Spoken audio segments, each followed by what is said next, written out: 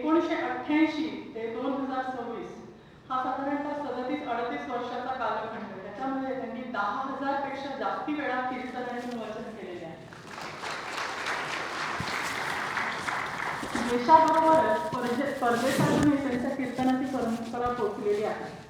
त्यांनी आजवर पारंपरिक विषयांबरोबर संत चरित्र, ऐतिहासिक चरित्र, समाज सुधारकांची चरित्र, स्वातंत्र्यवीरांची चरित्र अशा अनेक वेगवेगळ्या विषयांचा अंतर्भाव आपल्या कीर्तनातून केला.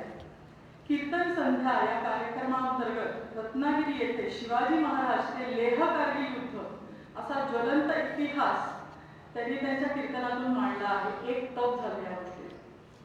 सर्जिकल स्ट्राईकवरचे त्यांचे केलेले कीर्तन प्रसिद्ध आहे.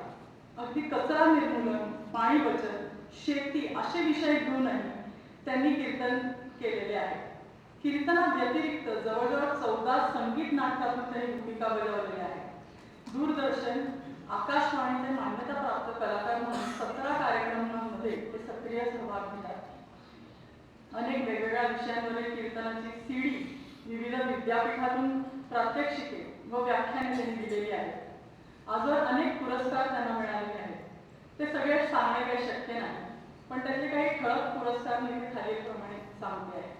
अखिल भारतीय नाट्य परिषदेचा पुरस्कार, पुणे मराठी ग्रंथ संग्रहालयाचा पाटणकर पुरस्कार, दीनानाथ मंगेशकर पुरस्कार, बालगंधर्व पुरस्कार, राष्ट्रीय कीर्तन सम्राट, कीर्तन मुनी पुरस्कार असे अनेक पुरस्कार त्यांना प्राप्त आहेत. अनेक समित्यांचे सन्माननीय सभासत्व त्यांच्याकडे आहे. असे मान्यवर वक्ते आपल्या कार्यक्रमांना मिळाले आहेत. ही गोष्ट आनंदायी आणि भाग्याची आहे. आता पुढील सूत्र मी परत एकदा मिलिंद कुलकर्णी यांना सुपूर्द करते आणि मग पुढे आपण सगळ्यांनी उभवत्या वाणीचा आस्वाद घेणार आहोत.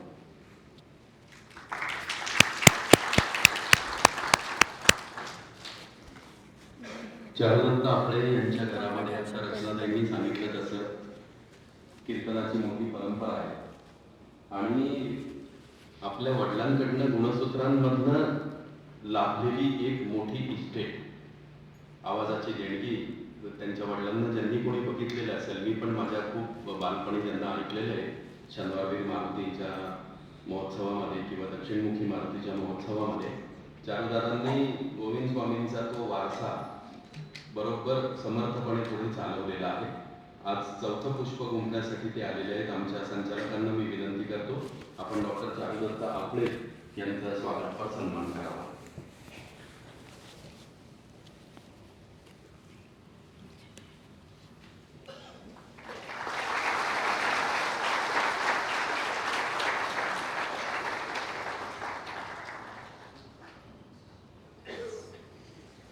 प्रीतम थोरवे आभार प्रदर्शन करतील आणि मग कुठलाही व्यत्यय न येता चारुदत्त आपळे यांना आपण ऐकणार आहोत. त्यांचं व्याख्यान झालं, संवाद झाला की प्रश्नोत्तरांसाठी एक 10 मिनिटाचा वेळ राखून ठेवलेला आहे.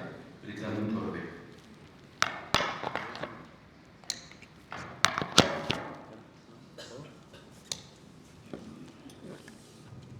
सर्व नागरिक सोशल फाउंडेशनच्या वतीने आपला हा 4था आहे सत्र व्याख्यानमालेचं. सर्व लोकांनी जसं प्रेम दिलं संस्थेच्या लोकांना, तसंच पुढेही प्रेम देत राहावं.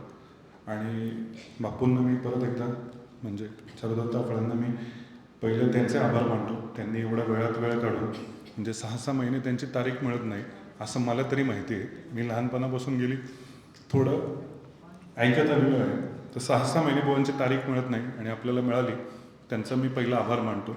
सर्व नागरिक सोशल फाउंडेशनच्या वतीने सर्व जे आपले श्रोते आलेत त्यांचा आभार मानतो. नंतर सर्व आमचे जे सहकारी, नंतर सर्व पूर्ण आमचे टीम नागरिक सोशल फाउंडेशनची, सर्व देणगीदार, सर्व कार्यालयीन लोक, कार्यालय ज्यांनी उपलब्ध करून दिले आपल्याला, ते यत्नाळकर सर, त्यांचे आभार मानतो. आपले ध्वनिक्षेपाचे जे लोक आहेत ती, आणि आपले जेवढे कलाकार मंडळी, म्हणजे जे आपले फोटोग्राफर असतील किंवा बाकी इतर, त्यांचे सर्वांचे आभार मानतो. आणि मी थांबतो आणि बाप्पांना पुढचे सूत्र देऊन त्यांनी आपल्या अमोघ वाणीतून आम्हाला भारत 2047 एक मार्गदर्शन करावयाची विनंती.